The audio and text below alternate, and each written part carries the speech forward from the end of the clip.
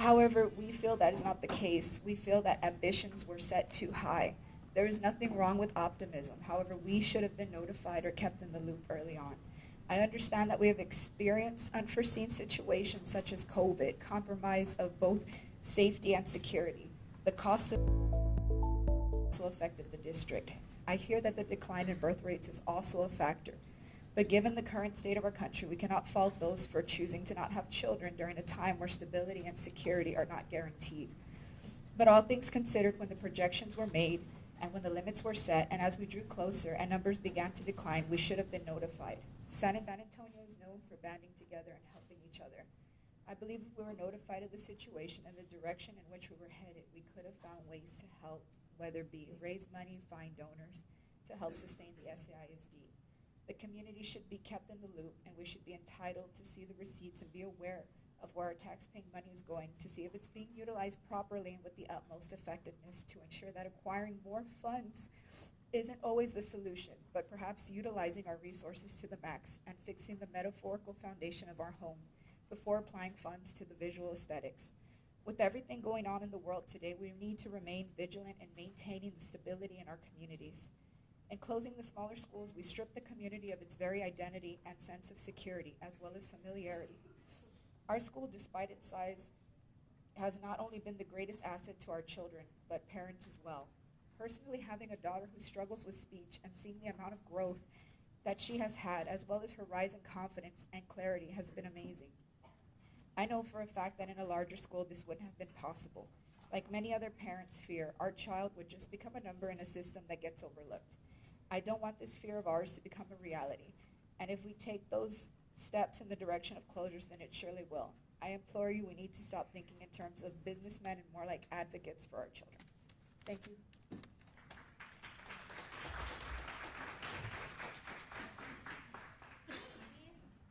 And then after Denise is Mario Barrera.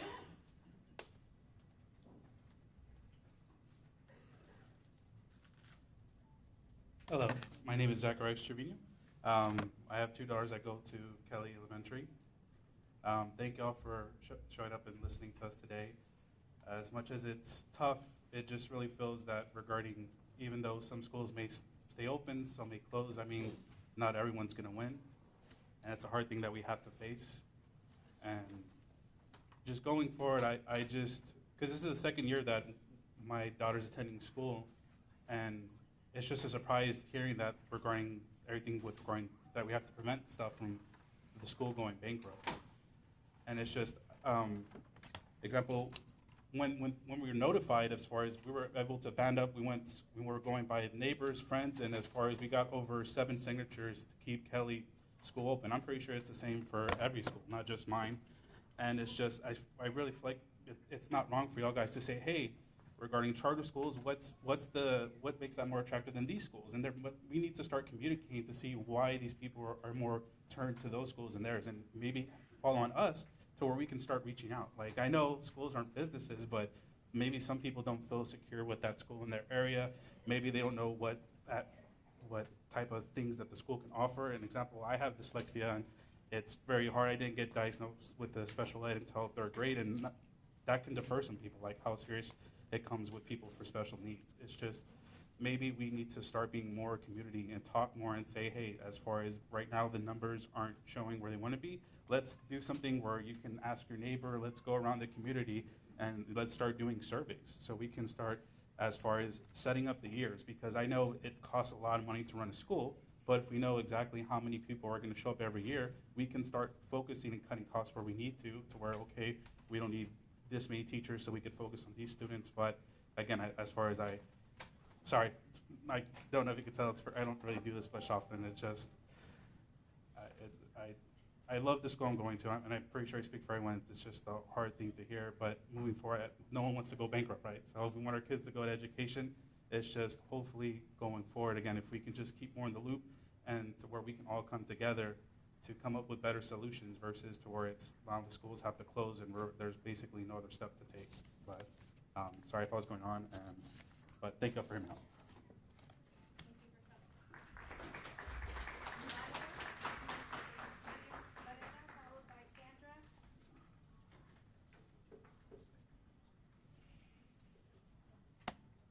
Dr. Aquino, members of the board, ladies and gentlemen of the public, my name is Mario Barrera. I am a district resident. I've been here since April of 2001 with my wife. We didn't have the pleasure or the benefit of being able to send our kids to SAISD schools because in 2001 the schools were very, very different than what they are today. The options that we had available to us were simply those in our neighborhood. And my wife and I had the option of sending our kids to private school. That's not an option that a lot of these parents have. And what we need to always sort of take into consideration is that every child has a right to a first-class 21st century education. And I've been involved with many of you all. Some of you all don't know me, but I've been involved with the school district since literally a little after I got here because I had the option. I live in Monte Vista. I could have just simply retreated to the comfort of my home and forgotten about this district. But if the option wasn't available to my kids, I wanted to make darn sure it was going to be available to future kids. And that's what I've been doing for the last 15 plus years. I've been in the trenches with all of you all, some of you all, Mr. Valdez, Mr. Garza, Ms. Martinez. I've been the chair of the Citizens Oversight Committee in the 2010 election. I co-chaired the 2016 bond election, co-chaired the 2020 bond election. We won those. We made a lot of promises to these people that are in this room and to people throughout the district. And I'm fair to say that I'm not the only one. There have been thousands of us out here that have been working in the trenches with you all, and you all made a lot of promises as well. And I'm proud to say that I think we've kept those promises to a large degree. We have rebuilt schools. We have built new schools. We have created programs. We have raised the academics. We've gone from a failing school district to a B school district. I venture to say that had the pandemic not hit, we would have been an A school district. We've got a new superintendent. We've got new school board members. And guess what? You all had the inevitable task of looking at the issue of right-sizing. And let's be frank, let's call it what it is. It's school closure. Because remember I told you I've been in the trenches with you all for 15 years. 15 years ago, we had 90 schools. 15 years later, we still have 90 schools. But in that process, we've lost a heck of a lot of students. So we can be as optimistic as we want to be, that we can stem the flow, but we need to be realistic too. We're not going to see a 10,000 increase in students in the next 2 to 4 years. We're just not going to be there. And so I implore you as a member of the business community, as a resident of this district, don't punt this ball. Don't do what maybe others have done before. Take on this decision. Listen to everyone that has commented and move forward. Thank you very much.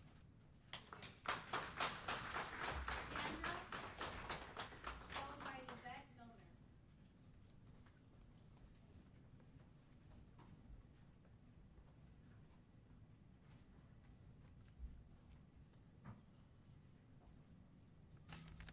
Madam President, ladies and gentlemen of the Board of Trustees, Dr. Aquino. My name is Sandra Villegas McClure. I stand before you today as an alumnus, a witness to the past, and an advocate for the future of our school district. My journey through Collins Garden, Harris, and Burbank occurred during the 70s and 80s, a time marked by growth and sadly by backroom, non-transparent dealings that too often made headlines. It was a period of uncertainty where trust and leadership wavered. But then, something incredible happened. Our district found its strength, its resolve, and it blossomed into greatness. I returned to this district as a teacher out of a deep-seated desire to pay forward the excellent education I received and to help students realize their immense potential. I believed we had learned from our past, emerging stronger, more transparent, and more committed to its students. I stand here today with a heavy heart, reflecting on a recent experience that has shaken my faith. During one of the right-sizing meetings, I was reminded of that difficult past. In that meeting, small schools were portrayed in a negative light, as if they were a drain on resources for larger schools. Students were depicted as suffering due to this allocation. During the breakout sessions, I asked a simple yet profound question. What is the definition of small schools? My concern was that the term small schools was influencing opinions without a clear understanding of what it truly meant. I approached different facilitators seeking a definition, but no one could provide one. I raised a fear of creating audience bias. One facilitator directed me to speak to Dr. Aquino. What I heard from Dr. Aquino shook me to my core. He stated that there was no official definition of small schools. I spoke to him about creating audience bias. Dr. Aquino asked me for my definition. I needed context from the district. Was it based on square footage, total enrollment, or simply schools operating below their enrollment capacity? Dr. Aquino stated that there was no definition. How could he possibly attribute anything, negative or positive, to small schools when the term had not been defined? This lack of definition should have negated all talk about small schools. I felt a profound sadness and heartbreak. How could decisions be made without a fundamental understanding of the terminology being used? My concerns deepened when I read an article in the San Antonio Report quoting Dr. Aquino, and part of that quote said none of the 7 comprehensive high schools, including Brackenridge, are being considered for closing. This statement left me bewildered with visions of the 70s replaying in my mind. We had been told that decisions would not take place until all community meetings had been concluded.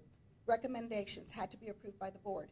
Yet, this article from the paper was posted to our district website. I implore you, elected Board of Trustees, as the stewards of public trust and transparency, to raise your voice when you see the principles of transparency not being upheld. Let us collectively ensure we keep our promises to our community, that we treat students equitably, and that our district continues to shine as a beacon of excellence. Thank you for your time and consideration.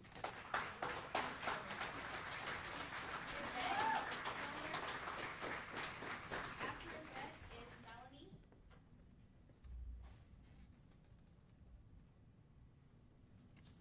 Good evening, Ms. Martinez, trustees, and Dr. Aquino. My name is Yvette Milner, and I serve as the membership specialist for the Association of Texas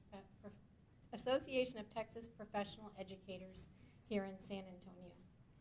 On behalf of San Antonio ATPE President Albert Pena, his fellow officers, and the nearly 400 ATPE members here in the district, I want to remind trustees and administrators that ATPE is here as a resource to you throughout the right-sizing process.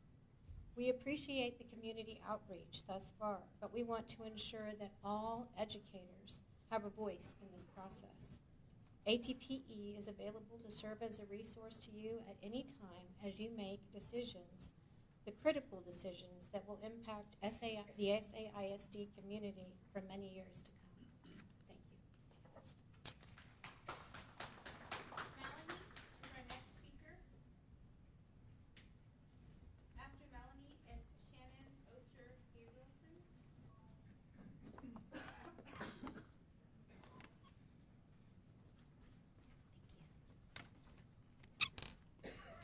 Hi, good afternoon. My name's Melanie, and my daughter attends Young Women's Leadership Academy. And I was just notified that they took their senior pictures today, and they weren't allowed to wear their honors bibs. These girls worked hard for that. They weren't allowed, I was told, by administration because some girls have kind of outgrown or just at the end of the year were not qualified to be accepted as honor students. So I notified admin today, and I just felt that there was no solution. If I would have known ahead of time, I would have recommended that they take a picture with their honors bib and one without, just in case. And these pictures go in their yearbook this year. This is their last year. My daughter's been there since 6th grade. And I just don't think that it's fair for them not to have that honors. None of the girls, I'm not just advocating for my daughter, but for all the girls who worked hard. So my solution would be if they can go ahead and retake those pictures before the yearbooks come out so they can use their honors and they can be displayed in the yearbook. Thank you.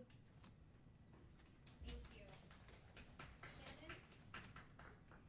After Shannon is Sheila Velez.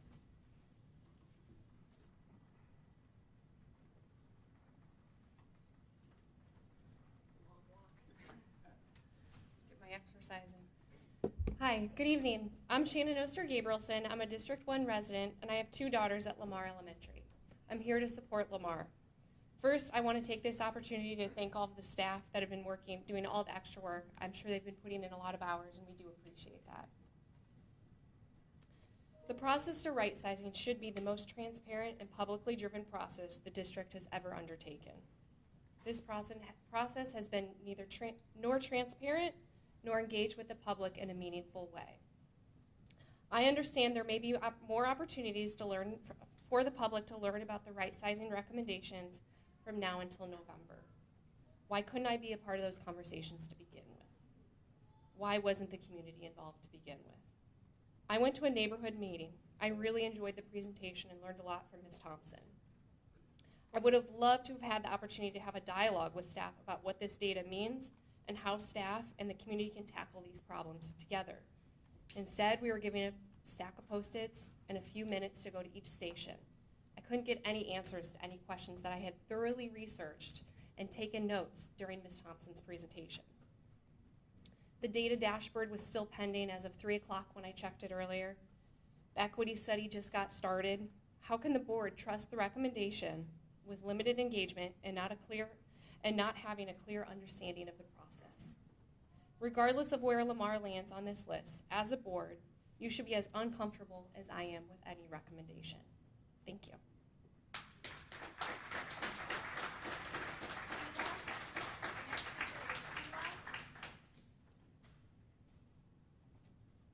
Sheila Velez. Okay.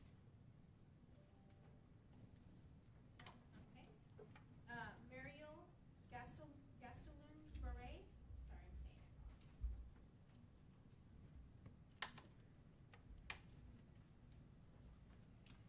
After Mariel is Anthony Rogers.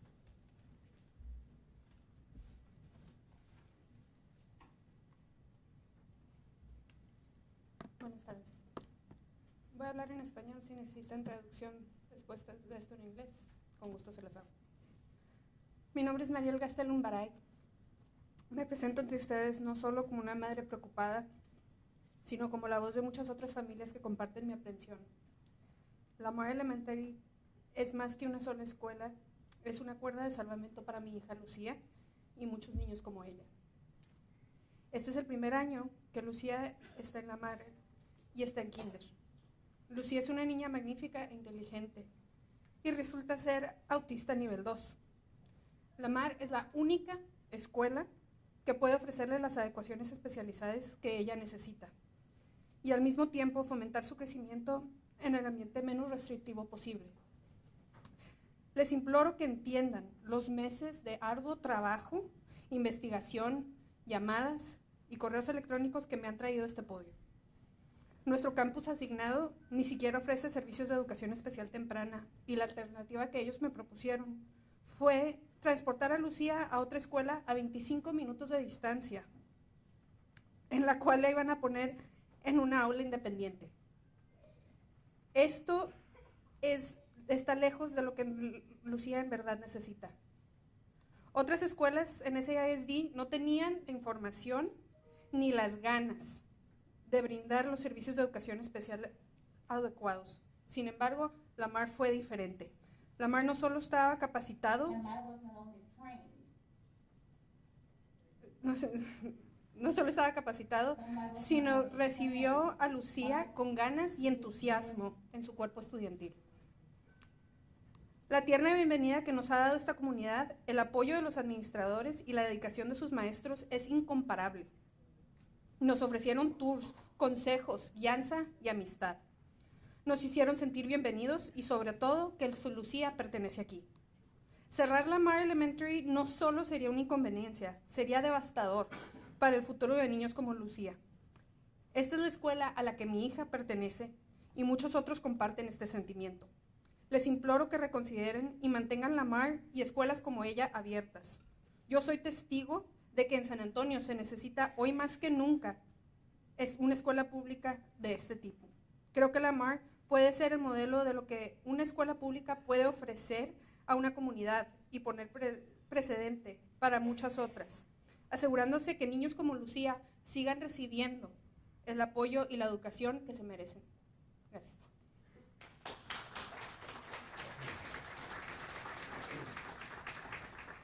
Anthony Rogers. After Anthony is Maribel. Good afternoon. My name is Dr. Rogers, and I'm hearing a lot of emotions.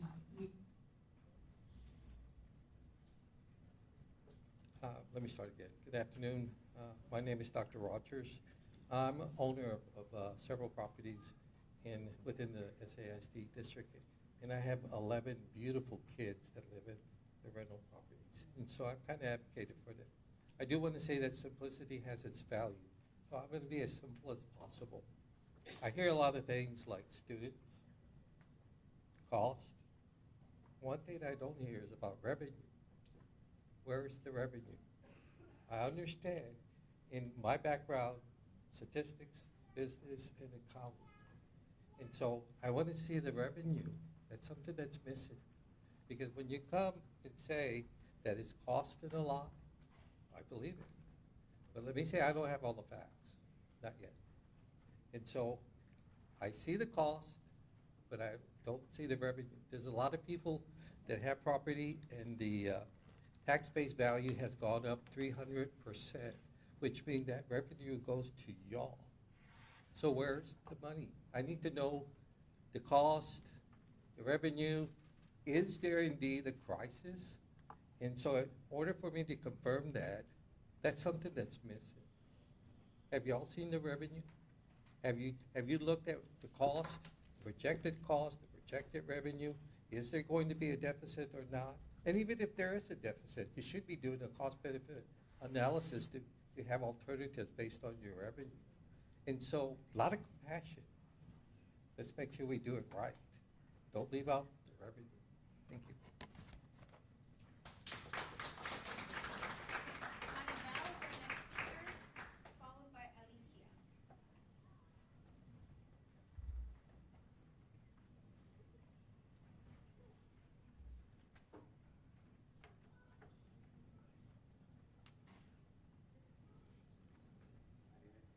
Maribel, you're our next speaker.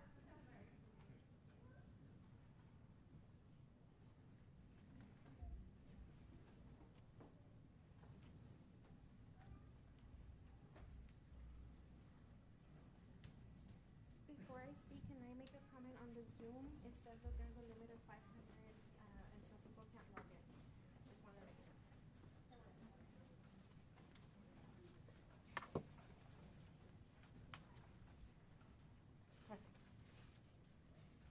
Buenas tardes. Good afternoon, board members. My name is Maribel Gardea. It's not my first time here. I think you know who I am. But I will clarify because there has been some language come to our attention that we are pro-charter organization, and we're not. We're not pro-charter. We're not pro-public. We're pro-great schools, period. It doesn't matter to us what school. It has to be great. And we are a small organization, actually a very mighty small organization of parents across San Antonio, and mostly here in SAISD. We're a grassroots organization. We actually authentically talk to the community and hear them out. They're confused. They don't know this marketing ploy, and this is coming from a parent. It seemed like a lot of marketing, and they really didn't get to speak. So they are upset. And we're here to tell you this because it is very difficult to get a meeting with any of you. I have sent emails and have not heard back from you. And I wish this was a conversation we had prior to coming to this board meeting, but it has to be done. And Mr. Aquino, I know when you first started, you told me to call you out. I'm calling you out, sir. This is not acceptable, and I'm gonna tell you what's not acceptable. You're trying to be transparent, but you're not holding yourself accountable. Here's who I represent, the familias, right? You call yourself our familia, this is not it, because you are not being really transparent. Parents are still scared that they don't know what schools are gonna be closing, and we need to share that information immediately because this is gonna affect the children and the families. But more than that, I wanna say here's what we want, because I know a lot of questions have come up, like what do you all want? Well, here's what we want. We want authentic communication. We wanna have a conversation with you. We want you to come and meet us at our time, not your time, not the times that you can meet with us, the times that parents and families have available for you. Okay? And so here's what we really want. Inside your framework, you did not include any single thing about academics. Zero performance academics, literacy in particular. We are focused in making sure that our kids can read. Well, let's start looking at the schools that have very low literacy performance. Another thing that we want is priority choice seats for parents. If you displace a parent, they should get priority seating in any of the schools of their choice. That includes all the schools, not just some of the schools or the schools that you choose for us, all of them. We also want you to stop letting other students into our district. If you do not have room for our students from this district, you should not be allowing anybody else to come into our space and join our quality schools here in SAISD. I definitely look forward to hearing from you in the email that I sent. We are having some parents speak, and this is a very difficult thing to do in front of you all. So I hope that I can get all the respect and eyes on them, as this is a difficult conversation to have. We know schools are closing, and we just thank you for hearing us out.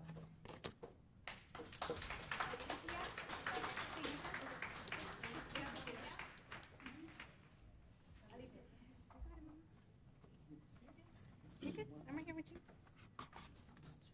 It's okay. I wasn't prepared for this. I'm not sure what to say. I wanted to come up here and stand up and be a voice for a lot of the parents in the community. Nothing's being done, and it's like, well, why don't you tell us? You guys are asking us to come to you, but how can we when we have already and we've been shut down? So that's why there would be a lot more parents with their children here, and I mean, it's for our kids, it's for the community. A lot of us got shut down. We're afraid. We don't know that we could talk to anybody or trust any of you to do or follow through on the promises that you made. And then to leave us out and our kids out, like that's not, you're gonna wait till the last minute to tell us, hey, your kid can't go to school this year. What are we gonna do then? Are you guys gonna pay for them to be bused to a different district? And then the whole literacy thing, you're just passing on our kids. You're setting our community up for failure. And I'm trying to do better for my kid, and you guys are just passing her along when her reading level was at 2nd grade, and she's in high school already. I mean, that's, I'm sorry about that. That's, a lot of these parents don't want to come and talk to you guys because they themselves are not educated. They didn't grow up with education, or they don't speak English. There's a language barrier. So a lot of these students their parents can't come up here and speak for them, and they can't come up here and speak for themselves either. And it's not fair. Like, they don't know who to talk to. They get shut down when they do try to talk to somebody. Or it's like, we went to, my daughter goes to JT Brackenridge. We went to talk to the principal, and he avoided us. He wasn't there. He was hiding from us. And it's like, somebody's got to take responsibility and accountability for all this all the nonsense. It's ridiculous. I didn't grow up in this district. I'm actually originally from Chicago, but here in the Alazans, it's similar to how I grew up. And it's a community of a lot of people that aren't educated, but we stick together, and we shouldn't have to be bused or forced to go somewhere else. You guys keep having money to build all these new schools and have all this new stuff, but yet, why do you have to close our schools down? And why isn't there are these teachers and these people taking accountability for all the mess that's going on? Let us know. We need to know now, like, if the school's gonna close or not, and why. And why my kid's not being taught what she needs to be taught. Thank you.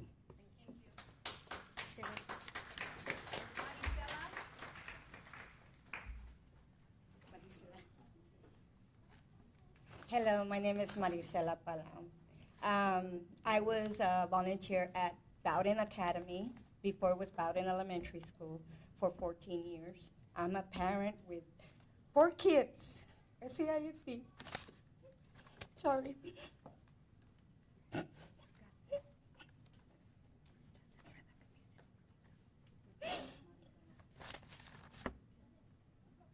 I'm just nervous, and I love this district because my daughters, both of them graduated with Fox Tech,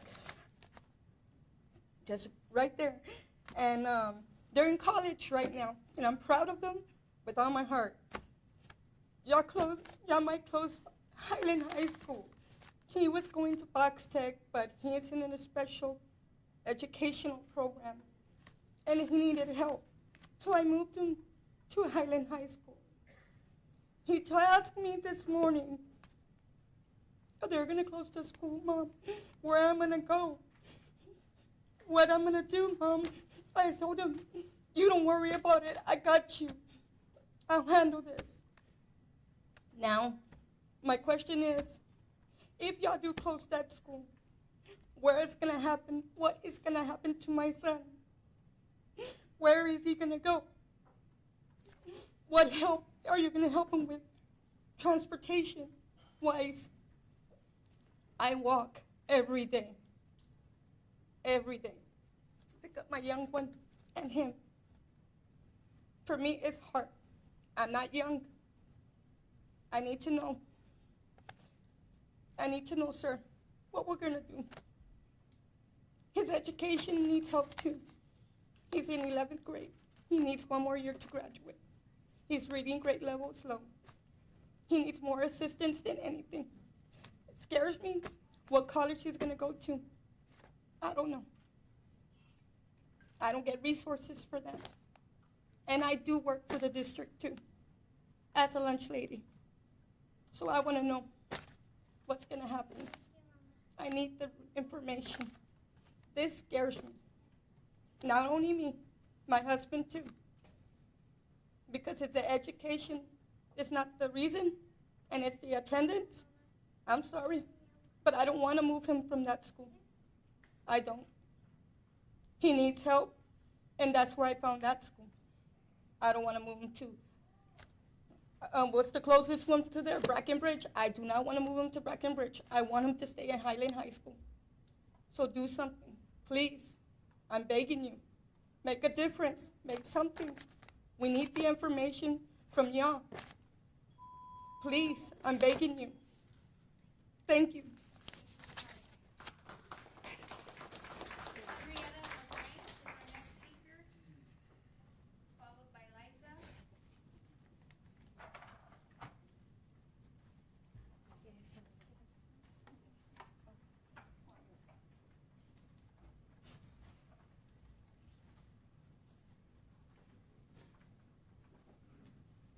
Thank you. Can everybody hear me? Thank you. Can I be heard by the audience? I'm gonna surprise you all tonight. I was at the bank a while back,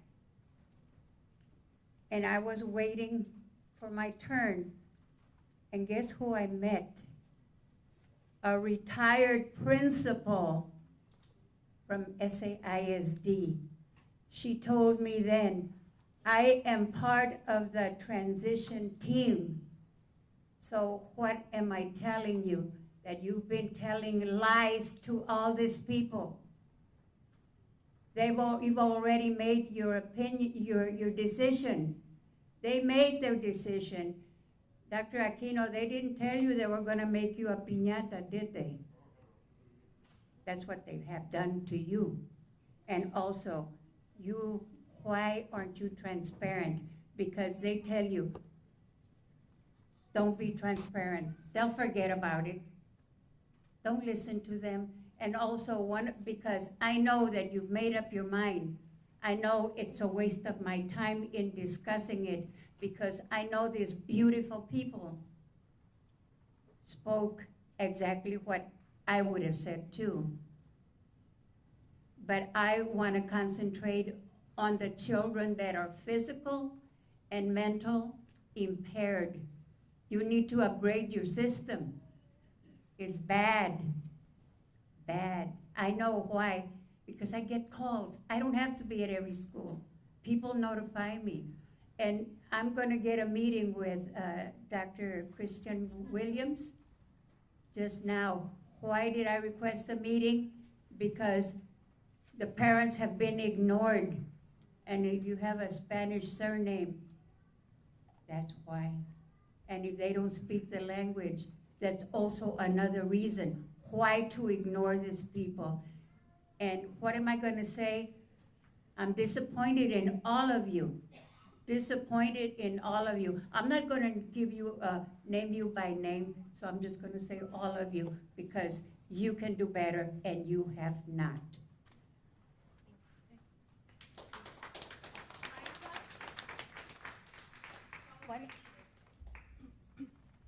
Buenas tardes, mi nombre es Lisa Galván. Soy padre líder de la comunidad y igual me identifico con los padres sobre el cierre de las escuelas. Doctora Aquino, creo que merecemos transparencia.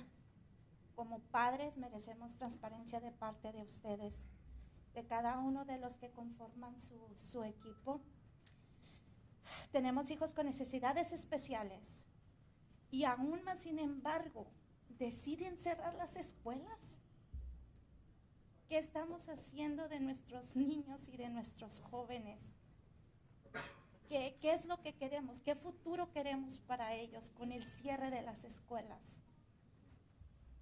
Creo que la transparencia de ustedes debe de ser lo ideal para nosotros como padres. Marquemos la diferencia, hagamos conciencia. Tenemos hijos con necesidades especiales. Soy una mamá que pide a gritos que no cierren las escuelas. Debe de haber algún motivo, debe de haber algo que se pueda hacer. Doctora Aquino, hagamos la diferencia, por favor. Gracias.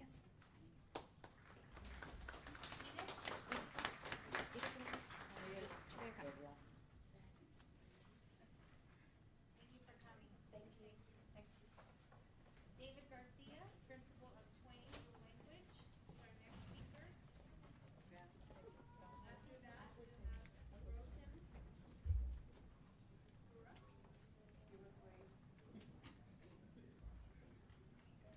Buenas tardes, board members, Superintendent Aquino. I'm David Garcia. I'm the school principal of Mark Twain Dual Language Academy. And I'm the school principal here in our district for 7 years. But I've heard from the community, from all of you guys here, I get it, it's very emotional. I understand your concern. But I've also heard some of you say that you want quality schools.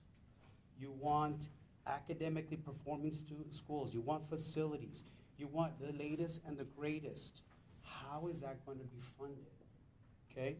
So the reality is this, right-sizing, it is what we're doing, is we're making better use of our resources.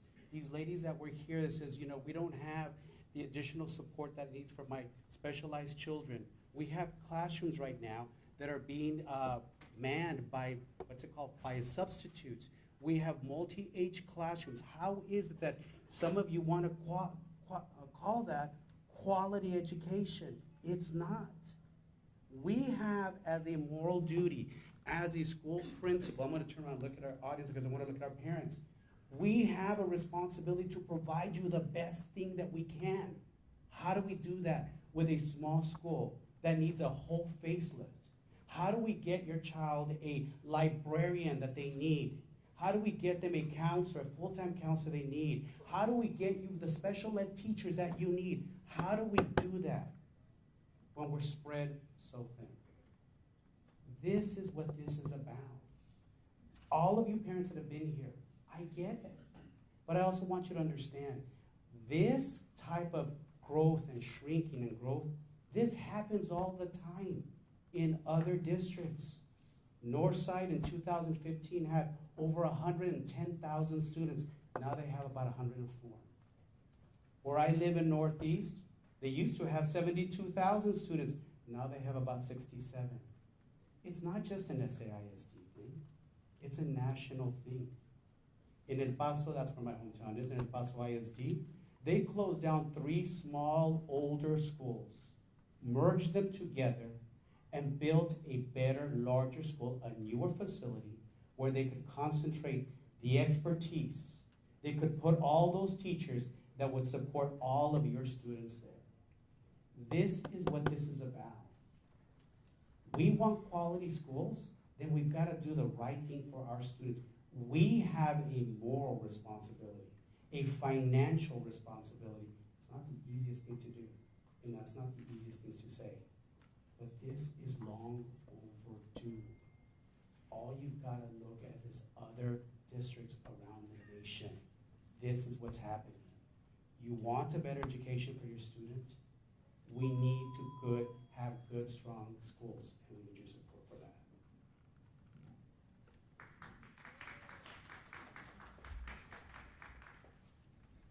Rotem, followed by Ron.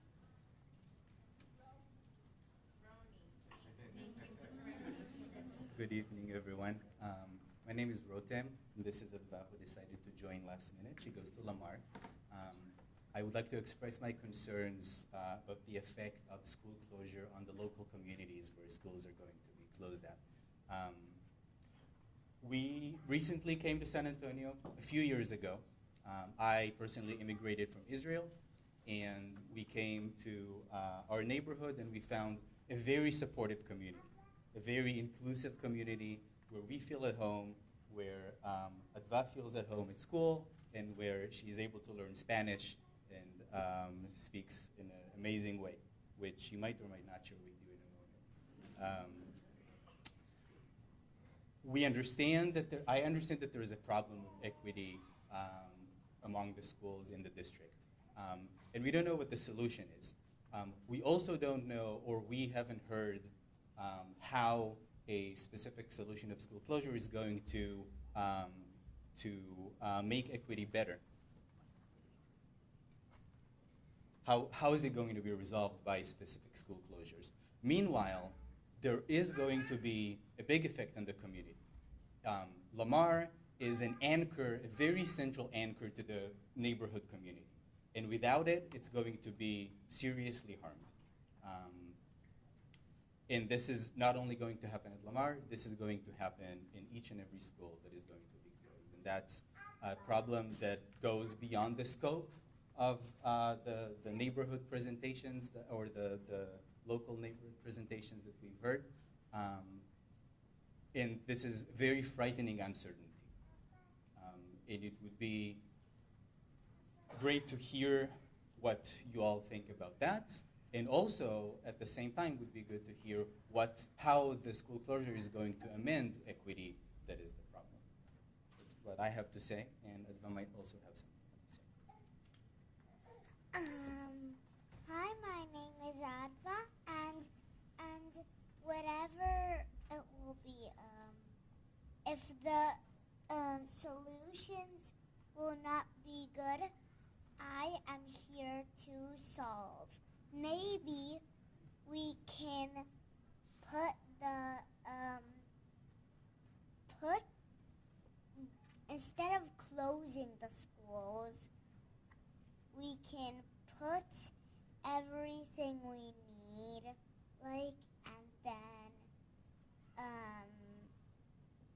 and then we'll be good. Thank you.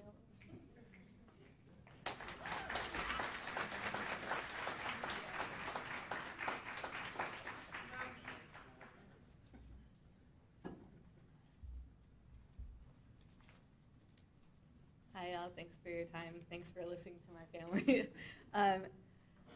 So I wanted to just add a few things. I appreciate that y'all had those right-sizing meetings in which you heard from the community about what our needs are. I understand that there's a kind of like business money in, money outside way of looking at this, and my interpretation of the community meetings for right-sizing was that y'all wanted to not look at it that way, but instead to say, there's a lot going on in the school apart from dollars coming in and dollars being spent, and that you need to talk to the people who have the most stake in what happens in the school in order to understand those things. However, the transition between those meetings in which you solicited community input and then the timeline, the short timeline between that and now coming in today with a list suggests to me that the community input did not produce research or new inquiries, new lines of inquiry, apart from what maybe some people already thought were the correct criteria for right-sizing. It suggests to me that maybe the call for community input was only pro forma, only for appearance sake, and not for really understanding what the community's needs are. I could stand here and tell you about how important our school is to our family and the specific things that our school gives us. You heard a little bit about that from my partner and from my daughter.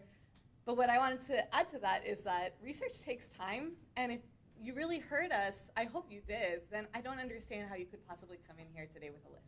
Thanks.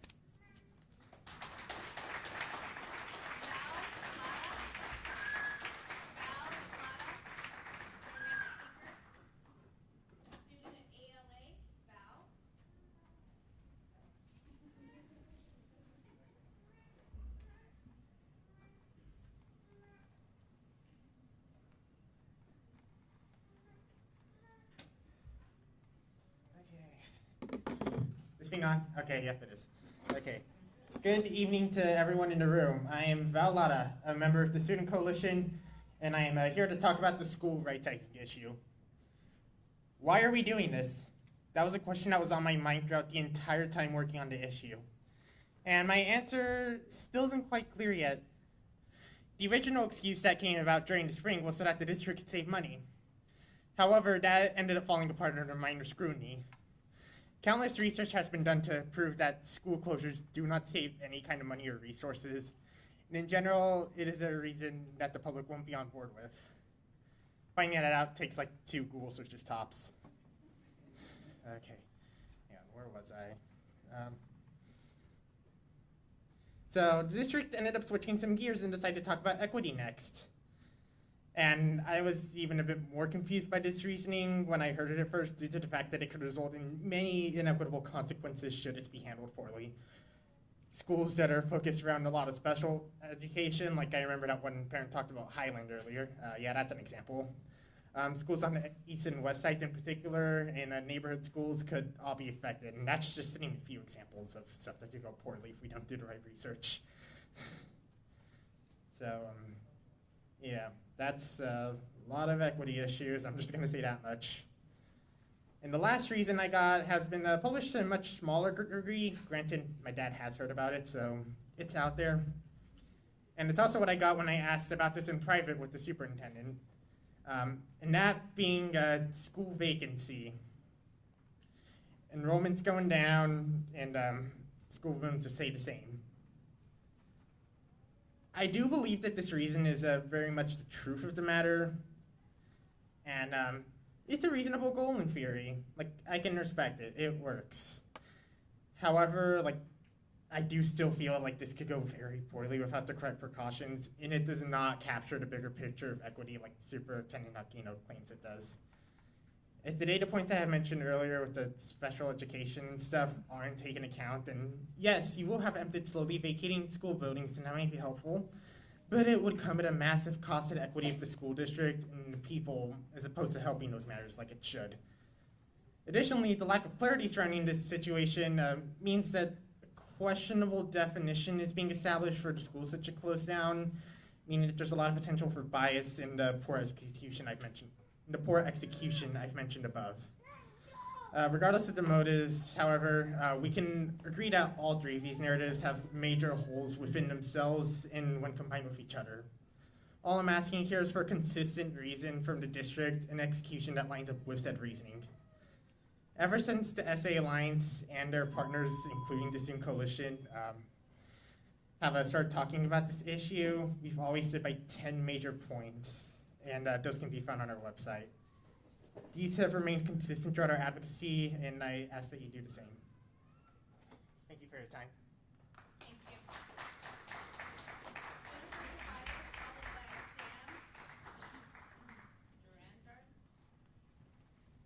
Hello, good evening, members of the board and Superintendent Aquino. My name is Jennifer Tobias, and I come here tonight as a concerned parent and resident of the district. I am also a member of Our School San Antonio, a community-led organization of students and families fighting for educational justice in SAISD. And we are deeply worried about tonight's recommendation. To start, I find it interesting that the narrative around school closures has gone from saving money to now creating equitable schools. Of course, no one here would balk at this endeavor, but what I find worrisome is the definition of equity propagated by the district. It is not ensuring that we spend an equal amount per student per school. Equitable schools provide students the services they need when they need them. which will vary from school to school and is absolutely shaped by historic and present divestment. You must realize the recommendation you present tonight will further exacerbate those inequities and cause communities to lose their trust in the district. I find it shameful that you are moving forward with this process when an equity audit hasn't even been conducted. How can you possibly say with a straight face that you are making an informed decision? We reject the premise that this decision needs to be made right now. We've heard the district say that declining enrollment has been an issue for years, but what has the district done during that amount of time to ameliorate this issue for its familia? Maybe instead of selling off SAISD properties to real estate investors known for building commercial properties and luxury apartments that our working class communities do not need, you could have been working with the city to advocate for more affordable housing that our families and workers desperately do need. Furthermore, on numerous occasions, between coalition meetings with Superintendent Aquino and other district leaders, and design incubation sessions regarding community engagement, we have advocated for an extended timeline that would offer a more authentic and democratic process for our school communities. And we have asked that the district present clear and measurable plans for improved outcomes. Let me be clear, we will not settle for your maybes and could-bes. One school closure is one school closure too many, because inside those walls are students who have come to recognize their surroundings as a home away from home. There are educators and support staff who have decided to make it their profession to care for and nurture our children. And outside those walls is a sense of community that each neighborhood shares because of our schools. This will cause irrevocable damage to our communities, and this district will remember those of you who vote yes on November 13th. These schools are our schools. We have the right to decide their future, and we will not stop fighting for the schools our students deserve. Thank you.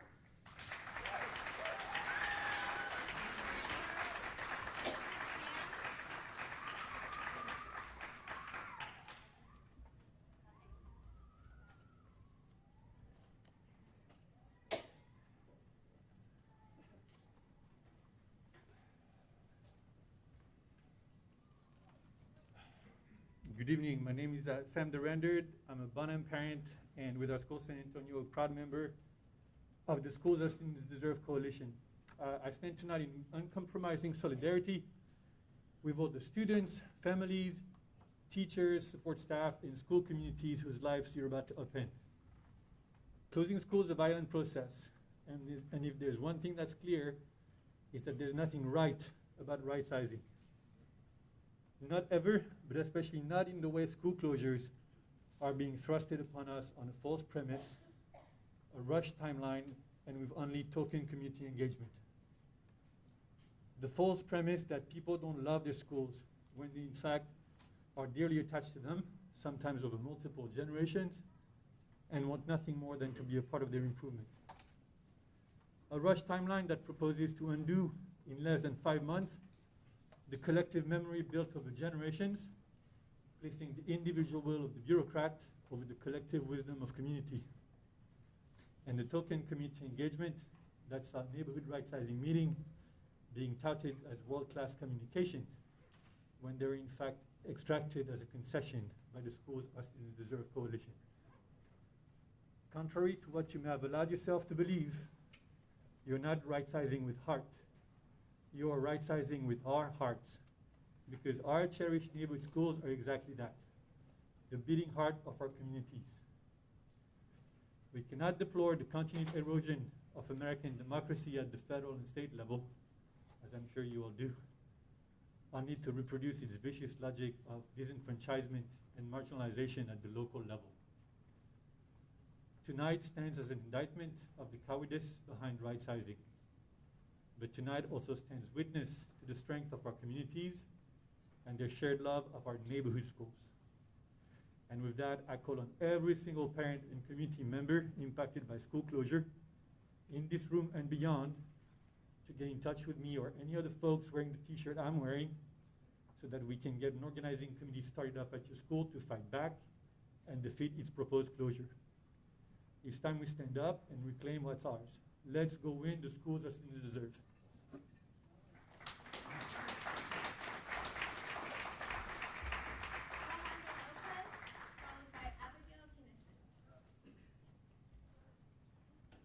Good evening, Superintendent Aquino, President Martinez, and trustees. My name is Alejandra Lopez. I serve as the president of the San Antonio Alliance of Teachers and Support Personnel, and I'm a proud SAISD resident.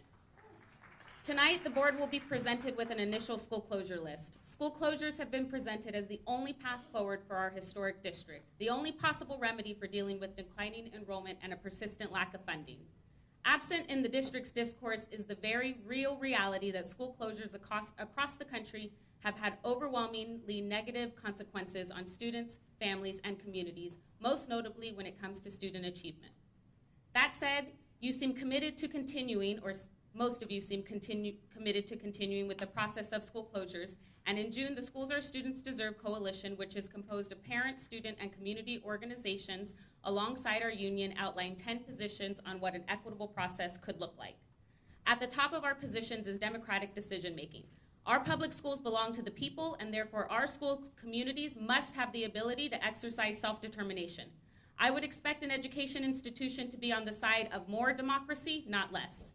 The district should also seek to minimize the negative impact on students, staff, and families.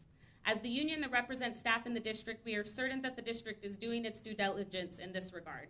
One of our Alliance Executive Vice Presidents, Adrian Reyna, is currently serving on the Human Capital Management Rightsizing Transition Team, and he has assured us that the team is committed to standing by its staff. Our coalition is also committed to centering equity throughout this process, and it is clear from the feedback from the community engagement meetings that an equity framework should be at the center of what drives this process. We define an equitable process as one that ensures that students and their families receive the resources they need to succeed academically, socially, and as members of thriving communities. Citing Dr. Terrence Green, we understand an equity-centered approach to education as a down payment on the education debt that is owed to Black and brown youth. Oftentimes, it is our very schools that help make a community thrive. Working-class Black and brown communities cannot be better served by reduced investment. And plans to close schools cannot be understood except in their historical context, as a continuation of a long process of divestment from minoritized communities in our city. Over the next 2 months, as we continue to grapple with the district's framework and initial list of campuses, we will hold the district leadership to their commitment to equity, and not just through the narrow definition of per pupil spending, but through an intersectional lens that takes into account the various ways that our communities have been affected through institutional, historic, and systemic oppression. Thank you.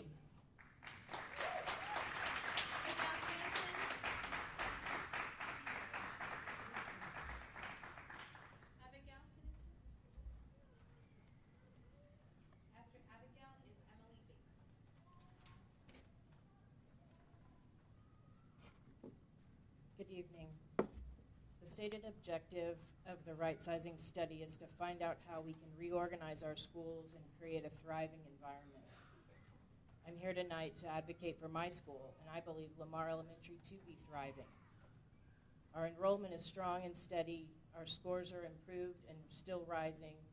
We serve our neighborhood families, but are open to partnerships and opportunities brought by all. My name is Abigail Kinnison. This is my son's 6th year at Lamar, and we have seen progress. But it is slow and incremental. Sometimes it's bumpy and messy, similar to trust. But to close a thriving school would be counter to the stated rightsizing objective and erode the community's trust.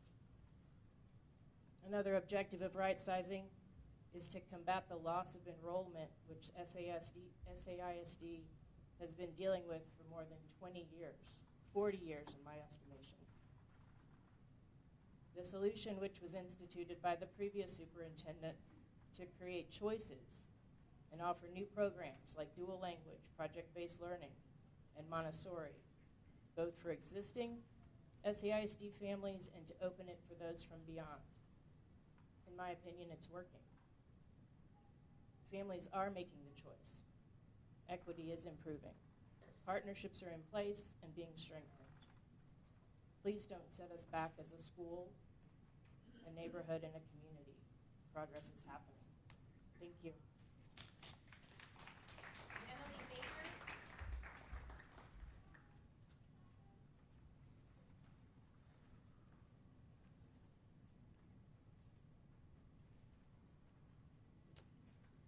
Hi, my name is Emily Baker. I am also a parent at Lamar of a 5th grader and preschooler. I'm here to speak not just in support of my school, I'm here to speak in support of my school as just one of the school communities in SAISD who are concerned about these recommendations for school closures that will be put before the board today. At the neighborhood meetings that were held over the last couple months, we were told that the board was concerned about falling enrollment and about inequality across the school district. We've been told that closing schools in the interest of a more efficient operating budget is the way to address the former while ameliorating the latter. We've been promised that the district will do so without leaving our beloved teaching and facility and support staff jobless, and without leaving our school buildings as a blight upon their neighborhoods. I would really like for this all to be true, but I have concerns. I have concerns because the last neighborhood meeting on this subject was less than a week ago, which doesn't seem like enough time to incorporate all that our communities had to say about what makes a thriving school, what is the right size for a school, and whether we agree with the criteria put forth by the district. I attended one of these meetings weeks ago, and it's taken me this long to digest what was put in front of me then. I'm also concerned because we were promised on an equity study, which has only just started. As Dr. Aquino said at the meetings, equity and equality are not the same, and we need to make sure that every student will get what they need. How can we know if we're distributing resources equitably when we haven't finished seeing who needs what and where they are? And we also have yet to see the raw data that went into the right-sizing study that we've been promised. In the following months, regardless of what happens tonight, we're looking forward to the district's promised transparency during this right-sizing process and getting to dig into this data. I'm also concerned because you can't just take a community that has had some successes, take those students and teachers and export them to many different schools and expect those successes to continue. When some of the success stems from the community of trust and support and mutual advocacy, then that community spirit can't be measured by the size of the school. And that's something that I don't think has been taken into account. Thank you. Thank you. Narad? Followed by Ruth.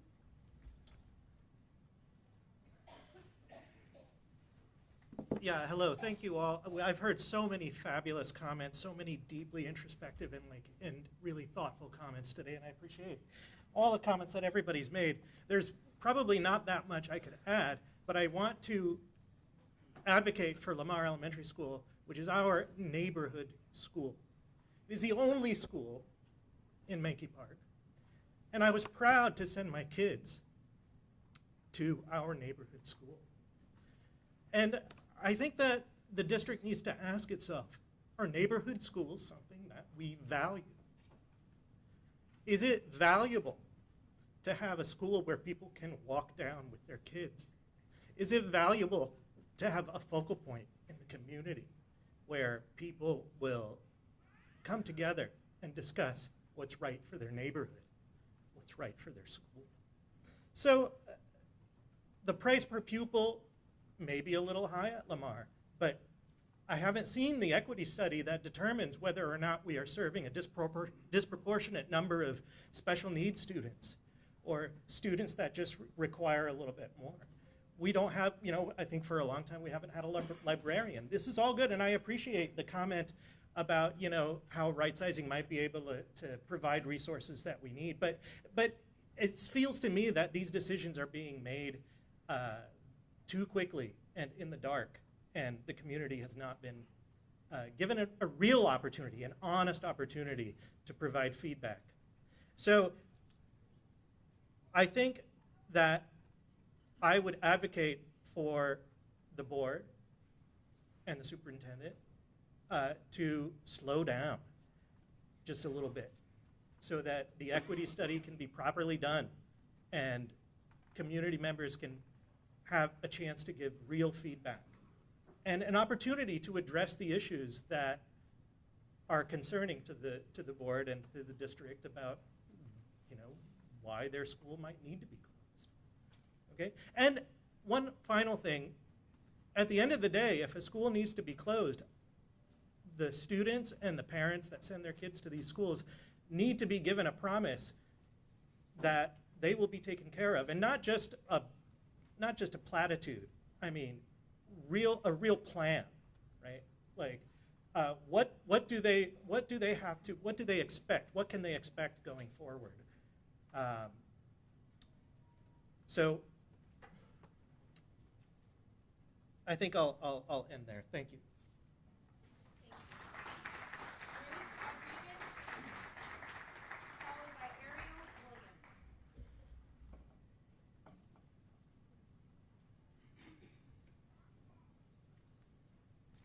Good evening. Hi, my name is Ruth Rodriguez. I'm currently sit on the board of directors for the Mankey Park Neighborhood Association. Mankey Park is home to Lamar Elementary School. I'm not here to speak for the Neighborhood Association, but instead to speak as a neighbor who has lived in the area for more than 30 years and whose child attended Lamar many years ago. Lamar was opened, thank you, in the mid-1920s and operated as a school until 1975 when it was closed. The Neighborhood Association was instrumental in getting the school opened again in 1985 as a mainstream elementary school. When I moved into the neighborhood in the 90s, and I've seen many changes, but one thing has always stayed the same: the fierce pride that we have in Lamar and its place in our community and our history. Lamar and Mankey Park sit on the edge of the SAISD boundaries, surrounded by Alamo Heights and Fort Sam Houston. The SAISD schools closest to this urban neighborhood are separated from us by the river, a highway, and a military base. Getting to any of these areas can be a hardship for some families who may no longer be able to have their children involved in extracurricular activities if Lamar were to close. And I believe that many families will choose charter or private schools if they no longer have a neighborhood school as an option. The location of the school situates it within easy access of multiple museums, the Botanical Gardens, the zoo, and Brackenridge Park. You cannot buy this sort of access anywhere else in the city. Lamar is the social hub for this neighborhood, a place where we wholeheartedly support, where neighbors, whether they have children at the school or not, turn out to meetings regarding the school use, stop by for yearly social events and fundraisers, and we buy signs supporting the local PTA. In the time I have lived in this neighborhood, Lamar has been a home to neighborhood association meetings, has been the beneficiary to some of our biggest neighborhood fundraisers, was host to our biggest neighborhood night out crime event, and has worked with neighbors to get the needs of students met whenever we can help. When something happens at the school that affects the community, we come out in droves. This passionate neighborhood supports the parents, the staff, and the students. And when the 2020 bond was on the ballot, we voted for that. The Neighborhood Association invited the district and its architects to meet with the neighbors so we could be on board and prepared for the planned changes to Lamar.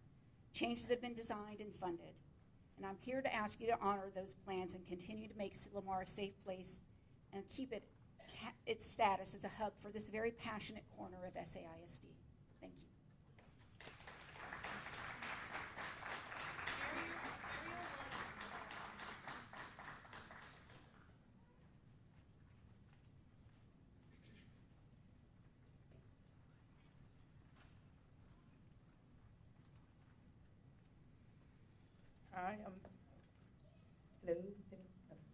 Hi, I'm Ariel Williams. I'm just a regular art teacher. I work at Harris Middle School. And so I was asked to be here, and so I'm just going to, well, I made a statement, went to the rightsizing meeting that was held at Harris, and I did an interview at the end of it. And my statement was, time will tell whether rightsizing will have a positive or negative impact. But as I trust that our superintendent has our best interests at heart, then I believe he will not steer us down the wrong path. Oh, I left my note, but you know what? That's fine. I was planning on not flying off the cusp, but I guess I'm gonna have to. but I know what I was going to say. I was back to writing the whole time. When I came here to San Antonio in 2013, I started as a preschool teacher. And it was not in this district, it was on the north side. And one of my greatest challenges was understanding how to manage a 22-student class of preschoolers. And my greatest accomplishment was learning that each student was an individual. And and one of the things that I really had to learn how to do is to make them feel that they were significant as individuals. And as I listened to all of these, the community here come and speak to you all, that's what it feels like I'm hearing. They want to make sure that they're being seen as individuals and that they're being heard. And I will say that when I was contacted this weekend to speak on my statement, I was a little afraid because I really didn't understand what I had at stake as part of the right-sizing process as a teacher. So I had to really think about it, and I know that one of the concerns that I called a few colleagues, and actually quite a few, that have been in this district for a long time, and one of the concerns was the increase in enrollment, like the kids, how the class sizes might increase. And I know that I used to work at a school where the class sizes were tremendous. And so I just want to, I guess that's one of the major concerns, is how is that going to be mitigated. And I know allocations is one, but I don't see how with that many closures. So I know that that's a very legitimate concern. And so also, will the teachers have to reapply for their positions for these schools that are being closed? That's another concern. But again, with all these things on top of the new STAR system, that grading system, that's something that also is a concern with all these closures that are going to happen. With this new standard of grading, that's going to be a major issue. And I just ask that we continue to, that you guys would consider what the community has to, or what they're saying, and really hear them and make them feel like individuals. Thank you. That's our last speaker. Thank you to all of you that came this evening to be heard. We always appreciate you coming and speaking before the board. We will now move on to the first item on our agenda under governance, which is the board goal update for goals 1, 2, and 3.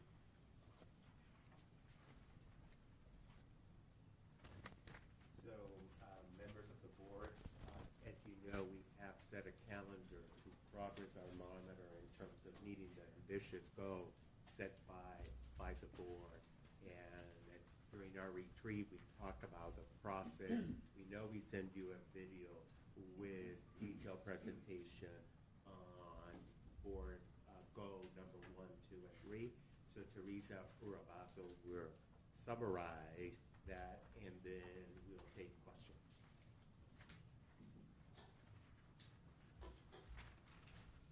Good evening, board members, President Martinez, and Superintendent Aquino. I'm here to really just review the video that we shared with you regarding our board goals 1, 2, and 3. So board goal 1 was to improve reading and writing outcomes for all students. As I go through each of the board goals, I'll go ahead and provide a brief statement of the status, and again, more detail was provided in the video, and then just show a few of the next steps. So despite STAR exam changes, SAISD maintained performance at the meets level in reading at 35%, but missed the annual target of 38% by 3 percentage points. For board goal 1, SAISD was not on track. Patty Salzman has gone through significant explanations on the video of some next steps to address this goal. Board goal 2 was to improve math outcomes for Black students. The 2023 performance of SAISD Black students at the meets level in math was higher compared to 2022. However, it missed the annual target by 3 percentage points. So far, for board goal 2, SAISD was not on track. Finally, board goal 3 was to improve the college readiness for students with disabilities. For the 21-22 graduates, the district was 2 percentage points below the target of 9%. The district was not on track for the graduates of 21-22. Even though the data is still preliminary, the information for the 23 graduates suggests that next year, the district will meet the annual target of 14% based on the preliminary data. And so again, just one thing to keep in mind as we do provide this board goal update, the STAR test significantly changed. The data that we're seeing across the state it just showed the impact that the changes had, especially to large urban school districts. It is, and I welcome being able to come before you to provide board goal updates. I will be doing this consistently throughout the year. But again, this is the data from last school year, and this is where we stand now. Thank you. For the members of the audience, we have 4 board goals that we voted on and approved in 2022. And so part of our commitment to monitoring those board goals is to bring these presentations.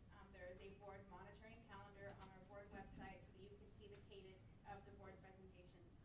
And so this is the first official board monitoring presentation that was due in September, so that's why we are hearing it tonight. And so we do have a video. I do invite you to please watch that if you haven't yet. There's a video where our Deputy Superintendent, Patty Salzman, goes into some of the underlying issues that they see are reasons why we have not met some of our goals or why they are not on track. So I invite you to make sure and watch that. But the trustees have watched it in preparation for tonight's board meeting, and so I will now open it up to any questions or comments that you might have about this presentation that we just received. So I'll start to my left. If there are any questions or comments about the data that we reviewed. Trustee Garza. Thank you. I have one question. I appreciate the summary of the strategies that are being implemented, especially in areas that we've not met our district goals. Are there specific best practices that schools that have met our goals implemented that could be shared with the other schools, or are those strategies that you're highlighting in summary coming from schools that are showing growth that meet the goal expectations? So I'm just curious, because these are very broad, but when you start taking it back to a campus level, I'm just curious to see what if these strategies are related to proven success at existing campuses. So I can begin by answering that, Trustee Garza. So on the next steps that we included in terms of the strategies that are listed on the video. So a couple of things. First, these are anchored around research. So they're research-based practices as well as identification of places where we see to have success in the district. However, we do know that 2/3, for example, in literacy, 2/3 of our kids are not on grade level in reading and literacy. So even the pockets of area to identify some of those practices, some of them are more promising, but they're anchored around best practice. Like, for example, the first one talked about a focus on close reading. So close reading makes a significant difference for our students to be able to go back to the text, cite evidence about the text, and understand the text. Another strategy is the incorporation of writing as we respond into whatever text the students are reading is a really powerful strategy. And I am grateful to the STAR redesign because for the first time, it's not relying on 100% multiple choice and allows at least 25 of open-ended or extended constructive response will ask students to write.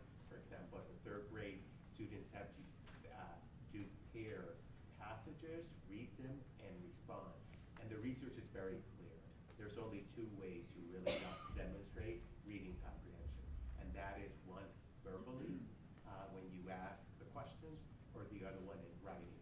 So we're trying to incorporate that, and we're also looking for evidence of some of those effective practice.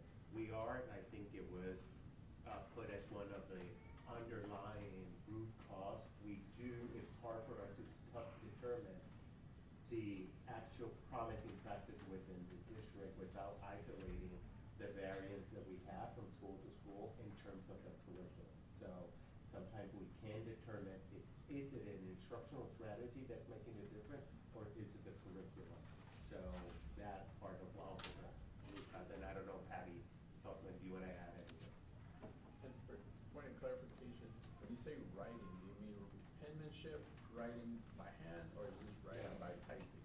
Yeah, when I said in terms of writing, actually responding to your reading and writing. So like what? Did they write or did they type? Well, now this year was the first time. That the state required to do it on the computer.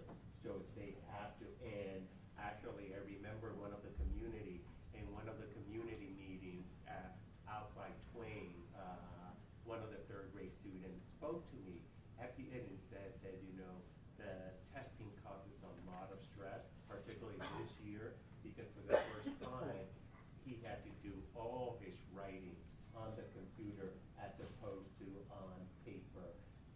So yeah, but the state has required that all students, which I think is heading in the right direction. We have to have a balance in terms, but in the 21st century, a lot of people do a lot of their writing online. Any other questions? Trustee Ozunda? Yeah, I just have one quick question. So for both of our goals around reading and our goal around math, we're using the needs requirement on the current STAR.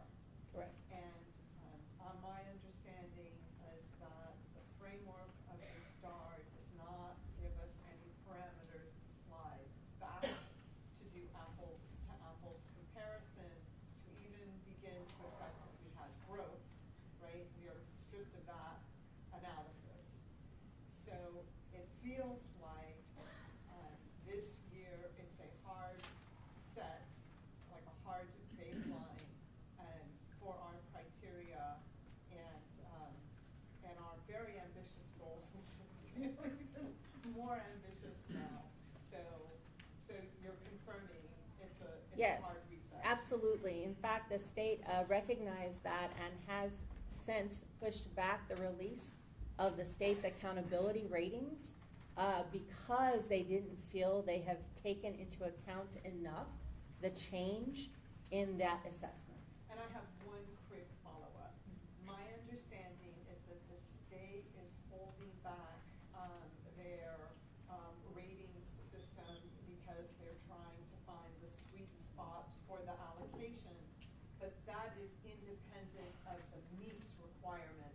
Absolutely. Okay, so Absolutely. From the state's perspective, you could be ranked an F and still be meets, right? I mean, in theory. In theory, right? the They're total, independent the of each total, other. the accountability system and the letter grade that you receive is independent with, say, how many questions or points you need to get on the assessment to get that meets level. Yeah, Yeah. okay. If this was rate my professor, So 2 points that I want to add, Trustee Osuna. On part of the delay of the state in terms of the message is they need to recalculate the growth targets in terms of doing that. But to your question that this is apples to oranges, it is so true. So for example, the district, we have not celebrated the fact that on the math, we had a 3 to 4% increase in student meetings from last year.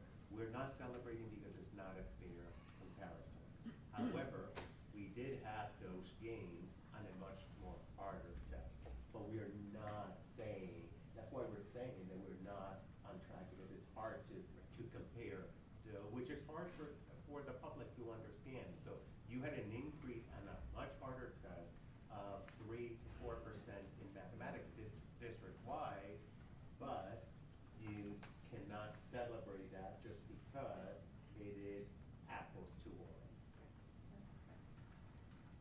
Thank you, trustees. Trustee Sebastian. Thank you for the update.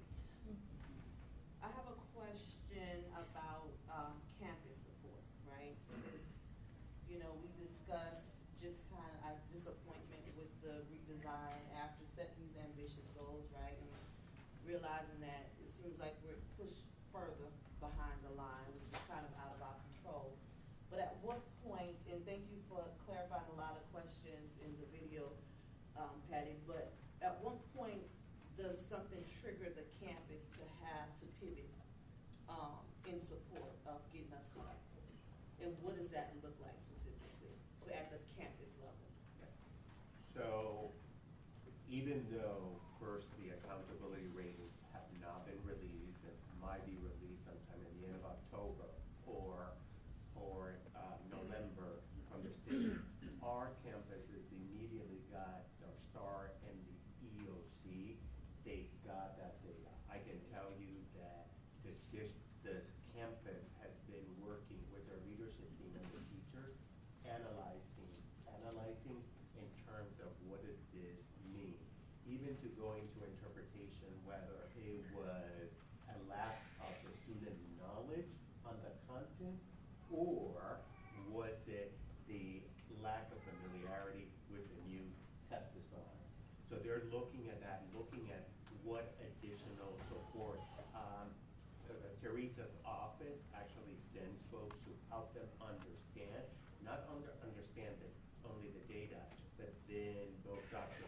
Bird and Ms. Salzman team will dispatch with our specialists to help the school decide what are some potential next steps that they have to do. We've had significant conversations.